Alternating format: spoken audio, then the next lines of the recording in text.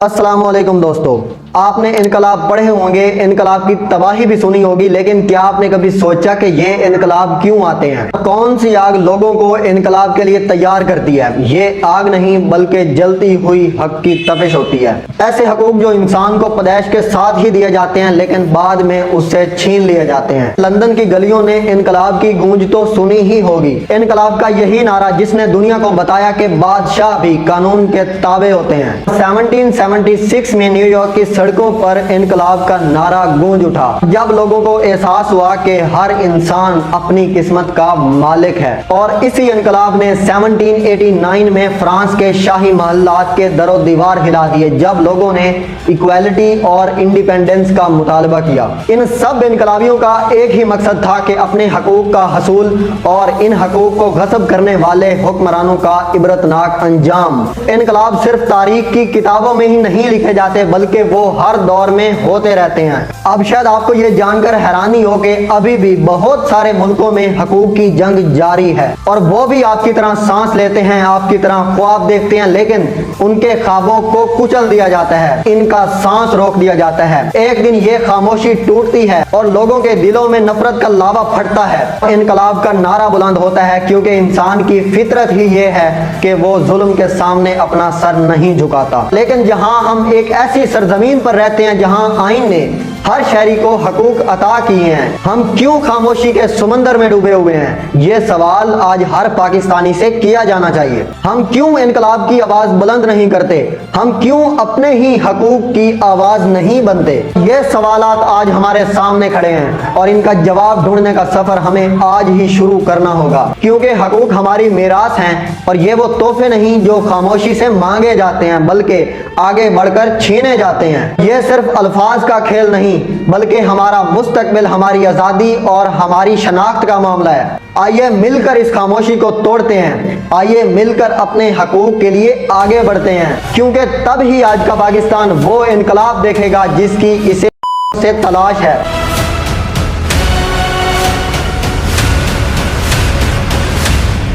अब दोस्तों वीडियो में आगे बढ़ने से पहले बात करते हैं आईनी हकूक क्या होते हैं।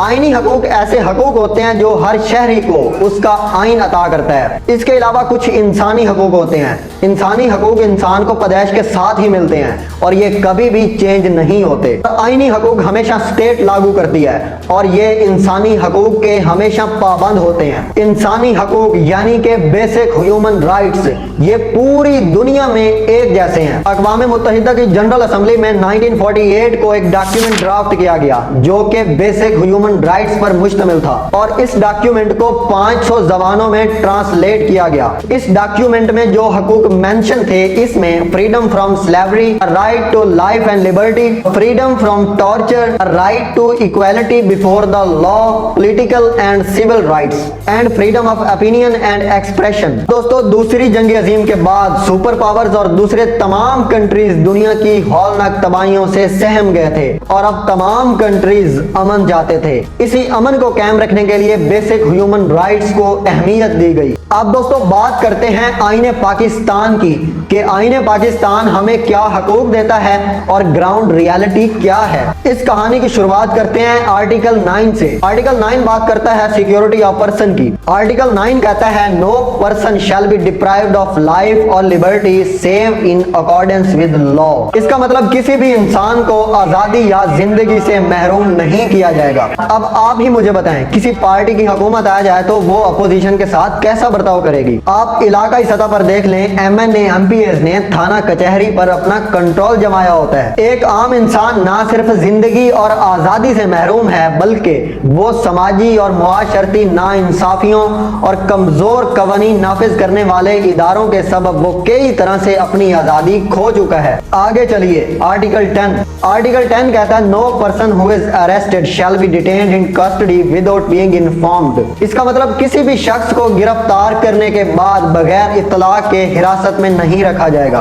अब आपसे मैं पूछता हूँ, अपनी कौम से पूछता हूँ कि क्या यहाँ पे गिरफ्तारियां आर्टिकल 10 के मुताबिक होती हैं? ऐसा बिल्कुल नहीं होता। हकीकत बिल्कुल मुख्तलिफ है और यहाँ पर लोगों को बगैर किसी इत्तला के, बगैर किसी अरेस्ट वारंट के गिरफ्तार किया जाता है। गिरफ्तार करने के बाद पुलिस افسران की जानिब से इन पर तशद्दुद भी किया जाता है। ये सारे वाक़यात जो इस आर्टिकल के खिलाफ होते हैं वो इस आर्टिकल की रूह को मजरूह करते हैं। आगे चलिए, article 16 freedom of assembly, article 19 freedom of speech and expression. Article 16 कहता है every citizen shall the right to assemble peacefully and without arms. इसका मतलब है कि हर शहरी हक रखता है कि वो एहतजाज कर सकता है बगैर असलहा के। अब यहाँ पर कई सवालात उठते हैं कि क्या हुकूमत पब्लिक इंटरेस्ट के नाम पर किसी भी एहतजाज को रोक सकती है? किसने यह तय करना है कि किस चीज से पब्लिक इंटरेस्ट को खतरा है? और क्या हुकूमत इस आर्टिकल की तशरीह का इस्तेमाल अपने मुखालिफिन की आवाज को सप्रेस करने के लिए करती है? एहतजाजी मुजाहरों पर पाबंदियां लगाना तो आसान है, लेकिन इन पाबंदियों को कैसे इम्प्लीमेंट किया जाता है? एहतजाजी मुकदमात में इंसाफ कितना है और पुलिस ज्यादतियों को रोकने के लिए क्या मैकेनिज्म मौजूद है? ये सवालात इस बात की तरफ इशारा करते हैं कि सूरत हाल बिल्कुल इस आर्टिकल से मुख्तलिफ है। ऑनरेबल अदलिया ने कई फैसलों में हुकूमत को याद दिलाया है कि एहतजाज करना बुनियादी हक है, लेकिन इन फैसलों पर अमल ना होना भी एक हकीकत है। तो दोस्तों याद रखें, मैं सिर्फ सवालात उठा रहा हूँ और सवालात इसलिए उठा रहा हूँ ताकि आप अपने माइंड्स पर जोर डालें कि हकीकत क्या है, हमारा आइन क्या कहता है। और मैं आइन या अदलिया पर सवालात नहीं उठा रहा, मैं इस सिस्टम पर सवालात उठा रहा हूँ। आर्टिकल 19 शहरियों को इजहार राय और सहाफत की आज़ादी की जमानत देता है, लेकिन पब्लिक इंटरेस्ट को देखते हुए इस पर पाबंदियां भी लगाई जा सकती हैं। दोस्तों इस आर्टिकल में पब्लिक इंटरेस्ट की गुंजाइश होने की वजह से ये आर्टिकल भी मुतनाज़ा बन जाता है और इस पर भी कई सवालात उठते हैं। आइन ये नहीं बताता कि माकूल पाबंदियां क्या हैं और किस हद तक ऐड की जा सकती हैं। इसी वजह से दोस्तों हुकूमत इसको अपने हिसाब से इस्तेमाल करती है, जिसकी वजह से इजहार राय की गुंजाइश कम हो जाती है। क्या इस बात का तयन किया गया है कि किस तरह से इजहार राय से पब्लिक इंटरेस्ट को खतरा हो सकता है? अक्सर हुकूमत इन रेस्ट्रिक्शंस का सहारा लेते हुए अपने मुखालिफिन की आवाज दबाने की कोशिश करती है, जिससे आइन की खिलाफ वर्जी होती है। पाबंदियों और कानूनी मसाइल के खौफ की वजह से एक आम इंसान खुलकर इजहार नहीं कर पाता। हुकूमत पर तनकीद, मजहबी हसासियत और कौमी सलामती के खदशात के नाम पर सहाफियों और मुसन्निफों पर बेशुमार पाबंदियां लगाई गई हैं। कई मुकदमात और गिरफ्तारियां इस बात की मिसाल हैं। बाय द वे ऑनरेबल अदलिया हुकूमत को याद दिलाती रहती है कि इजहार राय एक बुनियादी हक है, लेकिन इस पर कोई अमल दरामद नहीं होता। आगे चलिए, आर्टिकल 25 इक्वालिटी ऑफ सिटीजन पे बात करता है। ये आर्टिकल कहता है कि all citizen are equal before law and are entitled to equal protection of law. आइन की नजर में सब बराबर हैं, किसी की जात, जिन्स, मजहब या किसी और बुनियाद पर कोई इम्तियाज हासिल नहीं। रियासत हर शहरी को बराबर तहफ़्फ़ुज़ फराहम करेगी। इंसाफ तक रसाई में किसी किस्म की रुकावटें नहीं होंगी। ये आइडियल लाइन्स सिर्फ हमारे आइन में मौजूद है। आप अपने इर्द गिर्द देख लें, आपको मुख्तलिफ क्लासेस नजर आएंगी। मिसाल के तौर पर एलीट क्लास, मिडिल क्लास या लोअर क्लास, तो इसको सोशल हायरार्की कहा जाता है। आप खुद देख लें कि हमारा सिस्टम एलीट क्लास के सामने कैसे अपने घुटने टेकता है और एक आम इंसान के साथ कैसे बिहेव करता है। इसी तरह से अकलियतों पर भी इम्तियाजात देखा जाता है। तो ये सारी सूरत हाल क्या आर्टिकल 25 के खिलाफ नहीं है? क्या आप सबको इस सिस्टम में इक्वली ट्रीट किया जाता है? क्या आप बगैर पैसे दिए किसी थाने में FIR रिपोर्ट करवा सकते हैं? और क्या कोई थानेदार FIR दर्ज करते हुए किसी एलीट क्लास या किसी वडेरे से पैसे मांगने की जुर्रत कर सकता है? इस फर्क को किसने खत्म करना है? सोचो और सवाल करो अपने आप से। आर्टिकल 25A एक खूबसूरत वादा करता है कि रियासत 5 से 16 साल की उम्र के बच्चों को कानून के मुताबिक मुफ्त और लाजमी तालीम फराहम करेगी। लेकिन इस आइडियल सूरत हाल के मुकाबले में हकीकत बिल्कुल मुख्तलिफ है। हर बच्चे को अपनी सलाहियतें निखारने और अपना मुस्तकबिल बेहतर करने का मौका फराहम करता है। ये आर्टिकल एक ऐसी सोसाइटी क्रिएट करता है जिसमें हर शख्स पढ़ा लिखा हो और इस सोसाइटी में हर शख्स अपनी सलाहियतें बरोए कार लाते हुए अपने मुल्क की तरक्की में हिस्सा डाल सके। अब कुछ सवालात जो हर पाकिस्तानी के माइंड्स में खड़े हैं, क्या हमारा तालीमी निज़ाम इस स्टैंडर्ड का है कि वो डेमोक्रेसी, इंसानी हकूक और कानून की हुक्मरानी को फरोग दे सके? क्या हमारा एजुकेशन सिस्टम स्टूडेंट्स को इंतहा पसंद बना रहा है या रैशनल थिंकर्स पैदा कर रहा है? हुकूमत क्यों दीनी मदारिस में साइंस और तनकीदी सोच की तालीम को लाजमी करार नहीं देती? आगे चलिए, आर्टिकल 27 ये हर काबिल शहरी को नौकरी फराहम करता है। ये हर शहरी को इक्वल राइट्स देता है, चाहे उसकी नस्ल मजहब कोई भी हो। इसका मकसद एक ऐसा मुआशरा बनाना है जिसमें काबिलियत और मेहनत को तरजीह दी जाती हो। ये आर्टिकल एक मेरिटोक्रेटिक सिस्टम की बुनियाद रखता है जिसमें हर शख्स अपनी काबिलियत की बुनियाद पर मुआशरे में अपना मुकाम तलाश कर सकता है। अगर हम रियलिटी देखें तो यहाँ सरकारी नौकरियों में जाती सिफारिश को अहमियत दी जाती है। इससे मेरिटोक्रेसी का निजाम डिस्टर्ब होता है। अकलियतों को बेशुमार मसाइल का सामना करना पड़ता है। खवातीन को भी मौका नहीं दिया जाता।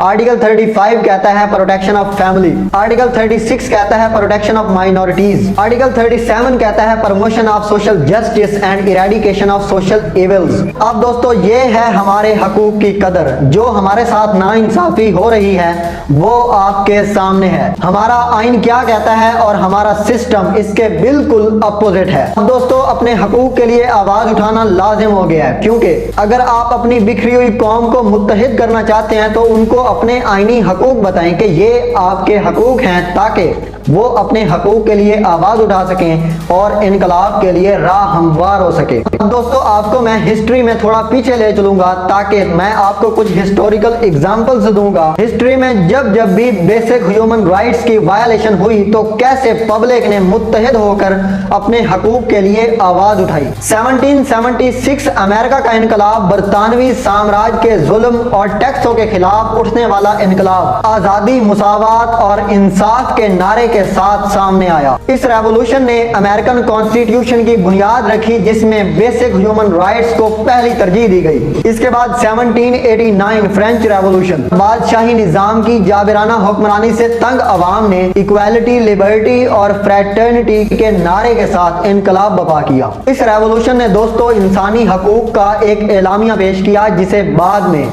इंसानी हकूक के तहफ़्फ़ुज़ के लिए एक अहम दस्तावेज तस्लीम किया गया। इसके बाद साउथ अफ्रीका का इनकलाब 1994 नस्ल परस्त सियासत का खात्मा नेल्सन मंडेला की क़यादत में हुआ। इस इनकलाबी दौर ने जमहूरी हुकूमत के क़याम की संगे बुनियाद रखी। हिंदुस्तान की आज़ादी 1947 बरतानवी साम्राज्य से आज़ादी की जद्दोजहद इंसानी हकूक को बहाल करने में एक अहम किरदार अदा किया। इसी तरह से अरब दुनिया में भी मिस्र, लीबिया वगैरह की कंट्रीज में आमिराना हुकूमत के खिलाफ जद्दोजहद का ऐलान किया। ये तहरीक इस बात का सबूत है कि बुनियादी हकूक का मुतालबा किसी जोग्राफियाई हदूद का मोहताज नहीं है। ये चंद मिसालें हैं जिनसे हम समझ सकते हैं कि इनकलाब इंसानी फितरत का एक अहम हिस्सा है। जब भी इंसानी हकूक की पामाली होती है तो ये फितरत किसी न किसी तरीके से अपने आप को जाहिर करती है। आगाही का फैलाव, हकूक का तहफ़्फ़ुज़ और हकूक के अलमबरदारों की जद्दोजहद, ये भी इनकलाब की लहरें ही होती हैं जो खामोशी के साथ मुआशरे को चेंज कर सकती हैं। अब दोस्तों आज की वीडियो में हम देख चुके कि आईने पाकिस्तान बुनियादी हकूक का एक रोशन चेहरा पेश करता है। आज़ादी, मसावत, मजहब की आज़ादी, इंसाफ, ये वो नेमतें हैं जिनका हर शहरी हकदार है। अब प्रॉब्लम यह है कि ये वादे